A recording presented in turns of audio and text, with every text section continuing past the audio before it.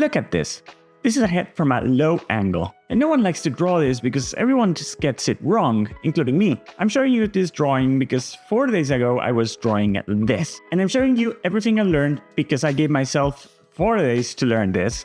And I did. The secret is right here. Let me tell you how I found out. So of course at first I tried to use every bit of drawing knowledge that I had, and clearly it wasn't enough. So I tried to find an angle, something that no one else was trying, and I told myself that the secret was on the chin. And I was right, but not in the way that I thought. And when I thought of the jaw, I saw an arrow.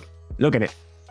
So I tried starting there, but once I drew that arrow, I had no idea how to continue. Perspective was a problem. I tried the cube, but it didn't work either. And despite everything I tried, I must tell you that step 1 is draw a circle. But don't leave yet, because what I'm about to say is key, and this is a very important tip. Don't draw the guidelines on the circle. When drawing heads from low angles, every time I have to draw the jaw, I find that foreshortening gets so hard that I always get it wrong. And I know that you're watching this video because I'm pretty sure that this is the problem that you have too. So no guidelines, at least not yet. But what then? Well, next, I knew there was this great tutorial by Cynics where he suggests that you think of the face as a paper sheet. And it works most of the time, but then he just draw this that I find impossible and I don't know how to make sense of it. It's something wrong with me, but there had to be something about it. So step 2, I took the sheet of paper and I wrapped it around the ball. But it's not how you think. And I need you to take a leap of faith for the next minute or so. But what you need to do is this. But stay with me. It will all make sense. The thing is, the chin is such an important landmark when drawing the face from that angle that I figured out that I needed to draw it almost immediately. But know this, and this is an important disclaimer, the curve that I just draw doesn't describe the shape of the jaw, it only describes its direction. We will do the jaw a little bit later. So once you draw a curve that places the direction of the jaw and the chin, it all becomes a lot easier. Because now you can repeat that curve inside the ball. You join them at the sides and there you have it. You wrap the paper over the circle. But careful with this. In the Cynics video, I mentioned that he draws the whole face on the paper. That really didn't work for me. So the paper goes from the horizontal guideline on the ball to the line for the jaw. Now, here's a tip about the size of that curve. Tip 1, it doesn't matter where the curve starts. It is gestural. Its main job is to find where the chin is going to be, and you can find where it ends later when you draw the ears. Tip 2. What size should the curve be? But a jaw can only go so many places. And here's a small guide of how far a jawline would go.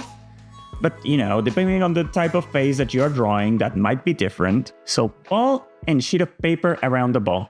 Step 3, draw the rest of the owl. It's the only meme I know, okay? But if you saw the last video on using the nose as a first step when drawing a face, you know what to do. Still, tip number 3. Sometimes the extreme angle of the face will make it hard to place the nose like I explained in that video. So the best thing you can do is use the jaw curve as reference and draw a curve just like that one where you want the nose to end. Then you do the nose, mask, eyes, mouth, and ears as you already know how to do. And if you don't, check the video. Now, very important. Before I told you that the curve that you draw for the jaw doesn't actually define the shape of the jaw. So we're going to do that right now. Because now that you know where the ears are and where the chin is, you can just draw the shape of the jaw as you want it. And maybe right now you're at a point of the video where you think that this all got a little bit complicated, but it didn't. Let's go over it again.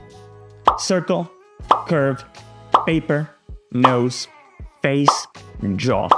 You got this. But if you're still having trouble with the position of the curve, it can sometimes be useful to draw the shape of the head in a normal position and then move the jaw using the back of the jaw as a pivot point. Now, for a final tip, you may notice sometimes when you are done that the ball for the head was left too big. Sometimes this might mean that you draw a very tiny jaw, but sometimes it is a visual trick because you need to remember that skulls aren't round. And once you correct the shape of the ball, you realize that you did a good job. Okay, great, Javi, but what about the neck? Okay, final tip. I promise. For the neck, draw a straight line from the temple to the jaw. Draw a curve to mark the volume of the neck, and draw one side. The other side always starts from the back of the ears. So, now you know it. Face is at a low angle. You did it. Come on, try it out. Let me know in the comments if it worked for you. But maybe this is the first video that you're watching and you want to draw faces on other angles. And for that, I had the video that I already mentioned. And you know what? This is your last chance to click on it. So go, go, go, go, go, go, go, go, go, go, go, go, go, go, go.